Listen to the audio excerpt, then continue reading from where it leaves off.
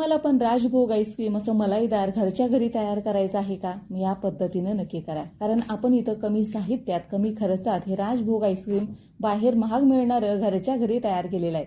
तर त्याच्यासाठी 1.5 लिटर इथं मी दूध घेतलेलं आहे. फुल क्रीम दुधाचा मी इथं वापर केलेला आहे. आता ह्या 1.5 लिटर दुधामधलं थोडंसं दूध मी बाजूला काढून ठेवलं आणि जे उरलेलं दूध आहे ना ते अर्ध होईपर्यंत आपल्याला मीडियम आचेवरती गरम करून घ्यायचं आहे. आता थोडेसे इथं ड्रायफ्रुट्स हलकेसे जाडसर बारीक करून घ्यायचे, त्याच्यामध्ये मिल्क पावडर टाकायची आणि ते शिल्लक काढून ठेवलं होतं ना दूध ते घालून हे व्यवस्थित आपल्याला मिक्स करून घ्यायचंय.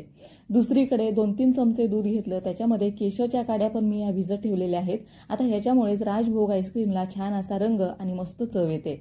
दुसरीकडे जवळजवळ 1.5 चमचा कॉर्नफ्लोअर घेतलं, दुधामध्ये चांगलं मिक्स करून घ्यायचं आणि जे आटवलेलं दूध आहे ना त्याच्यामध्ये हे सगळं साहित्य घालायचं.